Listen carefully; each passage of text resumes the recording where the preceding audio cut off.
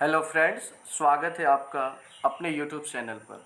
जैसा कि आपने थंबनेल पे देखा कि 67वीं बीपीएससी भर्ती में कितनी सीटें हैं, उसमें एसडीएम की सीटें कितनी हैं, डीएसपी की सीटें कितनी हैं। आज कई सारे टॉपिक्स पे हम लोग डिस्कस करने वाले हैं। तो सबसे पहले यहाँ पे हम आपको बता दें कि अब जो सीट आने वाली है बीपीएससी 67वीं की, उसमें सबसे ज़्यादा जो सीट होने वाली है वो सीट होने वाली है एसडीएम और डीएसपी की। मतलब कि कहने का अर्थ है कि जो सबसे बड़ी पोस्ट मानी जाती है बीपीएससी में एसडीएम और डीएसपी की, ये जो पोस्ट है ये सारे सीट में से समझिए कि 1/3 से एक हिस्सा, 3 हिस्से से एक हिस्सा तो केवल एसडीएम और डीएसपी से ही भरी गई है। आपको जैसे कि पता है कि 6वीं का जो प्री हो चुका है और उसका रिजल्ट भी आ चुका है। तो उसमें क्या था कि एसडीएम का सीट नहीं था और डीएसपी का भी सीट बहुत कम है। सीटें हैं बट अलग अलग छोटे छोटे पद वाले सीट हैं। 64वीं का भी जो रिजल्ट आया, फाइनल रिजल्ट 6 जून को, तो उसमें भी क्या था कि सीओ का सीट ज़्यादा था और सारे जो भी पद थे एसडीएम डीएसपी, इसका भी सीट कम था। तो मतलब समझ लीजिए कि 67वीं का जो ये एग्ज़ाम होने वाला है बीपीएससी का, इसमें एसडीएम और डीएसपी की सीटें इतनी ना ज़्यादा हैं कि आज तक इसके पहले इतनी सीटें कभी भी नहीं आई थी। 60-62 में सीटें थी, लेकिन उससे भी टफ लेवल, मतलब उससे भी ज़्यादा समझ लीजिए कि सीटें इसमें होने वाली हैं। तो चलिए शुरू करते हैं और सबसे पहले जानते हैं टॉपिक्स के बारे में कि आज हम लोग किन किन टॉपिक्स पे डिस्कस करने वाले हैं। सबसे पहले हमारा टॉपिक होगा 67वीं बीपीएससी में कुल सीटों की संख्या क्या होने वाली है। दूसरा हमारा टॉपिक होने वाला है कि नोटिफिकेशन कब आएगा, यानी कि 67वीं बीपीएससी प्री का जो एग्ज़ाम होने वाला है उसका नोटिफिकेशन कब आएगा साइट पर। तीसरा हमारा टॉपिक है कि प्री एग्ज़ाम कब तक हो सकता है, इसका क्या डेट होने वाला है। और लास्ट टॉपिक हमारा होगा कि प्री के लिए कौन कौन सी पुस्तकें पढ़ें। जैसे कि अब आपको तो पता है, आप तो पहले से तैयारी कर रहे हैं तो बहुत सारी बुकें आप पढ़ते होंगे, या जो लोग नए नए तैयारी कर रहे हैं उनके लिए तो ये सबसे फेमस वीडियो है। और आप तैयारी कर भी रहे हैं ना, और आपका 65वीं 66वीं में सिलेक्शन नहीं हुआ है अभी तक, तो आप इस वीडियो को लास्ट तक ज़रूर देखिए। केवल ये वीडियो इसलिए नहीं बनाया गया है कि आपके सीट कितने हैं, नोटिफिकेशन कब आएगा, प्री एग्ज़ाम कब होगा, ये मेन नहीं है। मेन इस वीडियो का है कि 67वीं का स्ट्रेटजी क्या होने वाला है, आखिर हमें क्या पढ़ना चाहिए, कौन सी पुस्तकें और किस प्रकार पढ़नी चाहिए, ताकि हम जा करके अच्छे मार्क्स ला करके प्री को निकाल सकें। जैसा कि आपको पता है कि 66वीं के कट ऑफ आपने देखा है कितना हाई गया, 108। मतलब उसके पहले जो भी एग्ज़ाम हुए 100 और 105 के बीच में ही मतलब ख़त्म हो जाते थे, उसको उतना कट ऑफ ऊपर नहीं जाता था। लेकिन अब की बार 108 कट ऑफ होने के चलते बड़े बड़े धुरंधर इस एग्ज़ाम से बाहर हो गए हैं। सो ये गलती आप लोग ना करें और फिर से एक अच्छी तैयारी करके अपना उसमें रिजल्ट लाएं। तो वीडियो को लास्ट तक देखते रहिए। सबसे पहले हमारा टॉपिक है कि 67वीं बीपीएससी में कुल सीटों की संख्या क्या होने वाली है। तो देखिए, 67वीं बीपीएससी में कुल सीटों की संख्या लगभग 1000 होगी। 1000 के आसपास आपका इसमें सीट होने वाला है, जिसमें से आपका एसडीएम का जो सीट है वो 177 होगा। ये एकदम कन्फर्म है, आप लोग देख लीजिएगा। जैसे ही नोटिफिकेशन आएगा उस समय आपको ये विश्वास हो जाएगा कि इस चैनल पे जो आपको बताया गया वो बिल्कुल सही है। एसडीएम का 177 सीट होने वाला है। और कई बड़े बड़े व्यक्तियों ने बताया कि अब की बार चाहे कुछ भी हो, लेकिन एसडीएम और डीएसपी का जो सीट है वो 3 डिजिट में होने वाला है, मतलब 3 अंक में। तो 3 अंक तो समझते ही हैं, मतलब 100 के ऊपर ही कुछ भी होगा। तो यहाँ पे 177 एसडीएम का सीट होने वाला है, डीएसपी का 141 सीट होने वाला है, और बीईओ का 600 लगभग लगभग, यानी 900 कुछ आसपास ये होते हैं। मतलब 1000 के आसपास आप मान के चलिए सारे सीट को लेकर के बीपीएससी में आपका सीट होने वाला है। तो ये तो हमारा पहला टॉपिक हो गया। अगर आप इतना ही के लिए आए हैं तो कोई बात नहीं, यहीं पे वीडियो को स्किप कर सकते हैं। लेकिन अगर स्ट्रेटजी समझना चाहते हैं तो लास्ट तक वीडियो देखिए, आपको ज़रूर अच्छा लगेगा। अब हमारा जो दूसरा टॉपिक है वो है कि नोटिफिकेशन कब आएगा, यानी कि साइट पर जो नोटिफिकेशन आने वाला है कि इसमें कितने सीट हैं और इसमें सारी चीज़ों का मतलब एक्सप्लेनेशन जो आपका साइट पे आता है नोटिफिकेशन का, वो कब आएगा। तो उसका डेट जो आपके होने वाला है, उससे पहले आप लोग जान लीजिए। आप लोगों को जैसे पता है कि प्री एग्ज़ाम कितने नंबर का होता है, तो वो होता है 150 नंबर का, और इसमें किसी प्रकार का कोई निगेटिव मार्क्स नहीं होता है, मतलब सारे के सारे क्वेश्चन आपको अटेम्प्ट करने होते हैं। उसके बाद है कि आपका मेंस का जो पेपर होता है वो 900 नंबर का होता है, इंटरव्यू 120 नंबर का होता है, और 1020 नंबर पे आपका जो है वो रिजल्ट तैयार किया जाता है, फाइनल रिजल्ट। और देखिए प्री का जो टाइम है वो आपको तो पता है कि हमेशा बीपीएससी जो है 12 बजे से लेकर 2 बजे 2 घंटे का ये लगभग पेपर रखती है, और ये एक ही सीटिंग में होता है, 2 सीटिंग में पेपर नहीं होता है।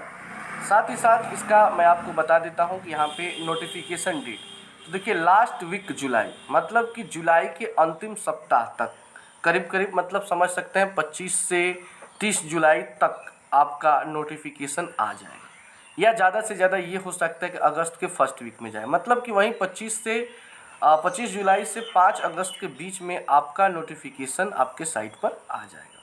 तो ये है हमारा दूसरा टॉपिक। अब अपने तीसरे टॉपिक की अगर हम बात करें तो तीसरा टॉपिक हमारा है कि प्री एग्ज़ाम कब तक हो सकता है। तो देखिए 66वीं बीपीएससी कट ऑफ कितना गया था, 108, जो मैंने पहले बता दिया है। तो प्री एग्ज़ाम डेट होने वाला है नवंबर से दिसंबर। देखिए अभी आप लोग का क्या है ना कि प्री अब आसान नहीं है, जैसे पहले क्या होता था कि मैं पहले ही बताऊं कि 100, 102, 3 तक जाते जाते कट ऑफ ख़त्म हो जाता था, और इसके अंदर जितना लोग होते थे वो लोग निकाल लेते थे। कई लोग वहीं सोचकर इस बार भी 66वीं का जब एग्ज़ाम दिए तो उनको भी लगा कि चलो 100, 102 आएगा मेरा तो हो जाएगा, लेकिन वे सभी लोग एग्ज़ाम से बाहर हो गए। तो ये गलती ना करके हमेशा टारगेट रखना है कि 110 प्लस करें, तभी जा कर के हमारा रिजल्ट बन सकता है। तो प्री का एग्ज़ाम डेट होने वाला है नवंबर से दिसंबर के बीच में, चाहे वो जब एग्ज़ाम ले ले, तो नवंबर या दिसंबर, मतलब इतना तो क्लियर है कि आपका प्री जो है वो इसी साल होने वाला है 2021 में, 2022 में नहीं जाने वाला है। यानी कि मुश्किल से हमारे पास टाइम 4 से 5 महीने का बच रहा है, तो इसको वेस्ट ना करके हम लोग कंटिन्यू इसमें लग जाएं, ताकि 110 प्लस स्कोर करें और हम उसमें अपना एक सीट जरूर लाकर दिखाएं। और हमारा जो लास्ट टॉपिक है, टॉपिक नंबर 4, कि प्री के लिए कौन कौन सी पुस्तकें पढ़ें। तो देखिए पुस्तक मैं बताऊंगा, मात्र आपको मैं 3 से 4 बुक बताऊंगा, अगर आप उसे अच्छे से तैयार कर लिए ना, मेरा 100% ये दावा है कि आपका प्री 110 प्लस जरूर जाएगा। उससे पहले मैं आपको ये बता दूं कि प्री एग्ज़ाम में कौन कौन से सब्जेक्ट से क्वेश्चन पूछे जाते हैं, कितने नंबर के पूछे जाते हैं, उनका बात जान लीजिए। देखिए आपका हिस्ट्री से रहता है 35 क्वेश्चन, 35 क्वेश्चन, ज्योग्राफी से होता है 12 क्वेश्चन, पीएसआईआर से होता है 5 क्वेश्चन, और इकोनॉमिक्स से 13 क्वेश्चन। मतलब कहने का है हिस्ट्री का 30 से 35 ले सकते हैं, कभी 30 हो सकता है, कभी 35 हो जाता है, आगे पीछे होता रहता है। और ज्योग्राफी, पीएसआईआर और इकोनॉमिक्स मिल करके करीब करीब 30 नंबर ये भी होता है। करेंट अफेयर्स आपको 30 नंबर से कम कभी नहीं पूछे जाते। तो ये तो बड़ा ही मतलब इम्पोर्टेंट टॉपिक है। करेंट अफेयर्स को आप लोग दिमाग में ज़्यादा रखें, ज़्यादा से ज़्यादा आप लोग करेंट अफेयर्स पे वर्क करें। और साइंस का भी आपका 30 नंबर का क्वेश्चन है। बात कर लें बिहार स्पेशल की, तो बिहार में स्पेशली आपको जो हिस्ट्री है, ज्योग्राफी है, इकोनॉमिक्स है, जो भी है, तो करीब करीब 15 से 17 नंबर के क्वेश्चन आपको बिहार से पूछे जाते हैं। और ये जो होता है वन लाइनर, आपको तो पता है कि आईएएस के एग्ज़ाम में क्या होता है कि वन लाइनर क्वेश्चन नहीं होता है, होता भी है तो बहुत कम होता है। लेकिन बिहार में 150 का 150, यानी कि बीपीएससी का पूरा क्वेश्चन वन लाइनर ही होता है। वन लाइनर तो आपको पता है, गंगा, बिहार की सबसे पवित्र नदी कौन है, गंगा, राष्ट्रपिता किनको कहा जाता है, महात्मा गांधी, ये वन लाइनर क्वेश्चन हो गए। लेकिन आईएएस का अगर आप पेपर दिए होंगे तो आपको पता है वैसा नहीं होता है, तो इसमें वन लाइनर क्वेश्चन पे ज़्यादा ध्यान देना है। और मैथ से आपका जो होता है वो 10 नंबर का क्वेश्चन होता है, टोटल 150 नंबर का ये पेपर आपका होता है, जिसमें आपको 110 प्लस करना ही होगा अगर 67वीं में आपको निकलना है। तो ये बड़ा ही सुनहरा मौका है, अब की बार नहीं तो फिर कभी नहीं, ये मौका बार बार नहीं मिलने वाला है। सो आप लोग पूरे जी तोड़ मेहनत कीजिए आप लोग। और चलिए आपको हम बता देते हैं ऐसे 4 बुक, मतलब 3 से 4 बुक मैं आपको बता देता हूँ। अगर उतना आपने अच्छे से तैयारी कर लिया ना, सच में मतलब 110 प्लस से बहुत ऊपर आप जाएंगे, आप एक सीट अपना रिजर्व कर लेंगे अगर इस बुक को आप पढ़ लेते हैं। तो ज़्यादा बुक पढ़ने की कोई ज़रूरत नहीं है। होता क्या है कि आप यूट्यूब पे सर्च करेंगे ना तो बहुत सारे ऐसे वीडियो आएंगे जिसमें आपको 10, 15, 20 किताब बता दिया जाएगा, और दिमाग आपका ख़राब हो जाता है कि हम कौन पढ़ें कौन नहीं पढ़ें। ज़्यादा कुछ नहीं पढ़ना है, प्रैक्टिकली मैं आपको बताने जा रहा हूँ। यहाँ पे आप देख सकते हैं प्री एग्ज़ाम बुक लिस्ट। सबसे पहले आपको लूसेंट का जीके पढ़ना है, क्योंकि लूसेंट का जीके में क्या किया है कि वो एनसीईआरटी का एक्सप्लेन कर दिया है। आपको पता है कि अगर आप नए नए तैयारी कर रहे हैं, इसका फर्स्ट बार एग्ज़ाम दे रहे हैं, तो एनसीईआरटी तो आपको पढ़ना ही पड़ेगा। अगर आप दोबारा या इसके बाद मतलब दूसरी बार तीसरी बार अगर आप ये एग्ज़ाम दे रहे हैं तो आप एनसीईआरटी ज़रूर पढ़े होंगे, मुझे उम्मीद है। लूसेंट को आपको मल्टीपल रिवीजन करना है। मल्टीपल रिवीजन मतलब बार बार इसको पढ़ना है। एक बार पढ़ के आप लूसेंट कभी भी उससे तैयार नहीं कर सकते हैं। हर किसी को कह दिया जाता है कि आप लूसेंट का बुक पढ़ लीजिए, लेकिन लूसेंट का बुक लोग तैयार कर नहीं पाते हैं। तो आखिर इसका वजह क्या होता है? क्योंकि एक बार पढ़िएगा तो कभी तैयार नहीं होगा। उसके लिए आपको बार बार उसको पढ़ना पड़ेगा, तब जाके वो दिमाग में बैठेगा। और कोई ज़रूरी नहीं कि लूसेंट का बुक हम जब खरीदेंगे तो प्री हिस्ट्री मतलब कि आप शुरुआत से ही पढ़ेंगे। होता क्या है, रटना हम लोग शुरू कर देते हैं कि हमें लूसेंट तैयार करना है तो लूसेंट को बस चाट जाना है शुरू से अंत तक। ऐसे नहीं पढ़ना है। आप देखिए कि किस सब्जेक्ट से ज़्यादा क्वेश्चन पूछ रहा है, कौन सा सब्जेक्ट है जिस पे ज़्यादा मेहनत किया जाए तो कम मेहनत में हम ज़्यादा नंबर ला सकते हैं। ये नहीं कि लाइन बाय लाइन कुछ भी पढ़ना शुरू कर दीजिए। मेन चीज़ पे वर्क कीजिए, तब जाके लूसेंट आपका तैयार होगा।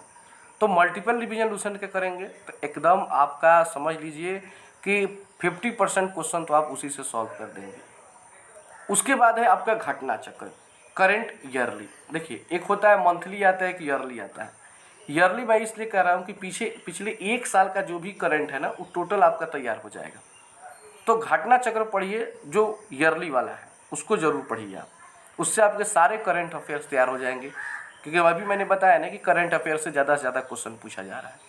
फिर बात हो रही है मैथ के प्रैक्टिस के लिए। तो देखिए, मैथ के प्रैक्टिस के लिए आपको कोई बुक खरीदने की ज़रूरत नहीं है, बस क्वेश्चन बैंक।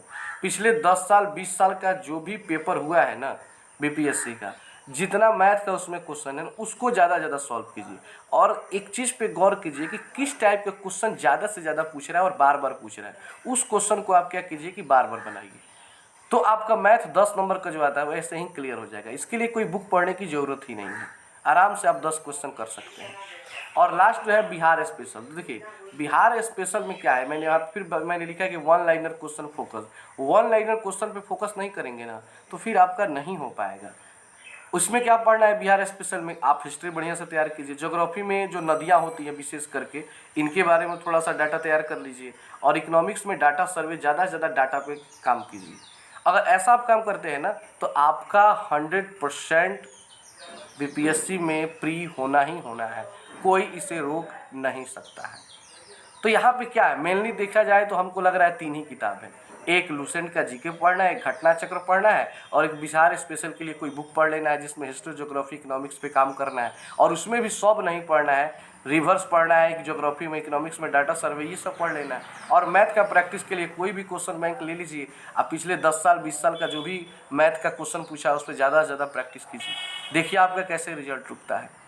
तो ये आपके सामने मैंने किस किस चीज़ की चर्चा की कि 67वीं में क्या क्या सीट होने वाला है, कितना सीट होने वाला है, उसमें एसडीएम, डीएसपी, बीईओ का सीट कितना है। फिर से मैंने आपको क्या बताया कि इसका नोटिफिकेशन डेट, एग्ज़ाम डेट, उसके टॉपिक्स, कौन कौन से बुक पढ़ने चाहिए, किस सब्जेक्ट से कितने क्वेश्चन आते हैं, इन सारी चीज़ों के बारे में हम लोगों ने एक्सप्लेन किया है।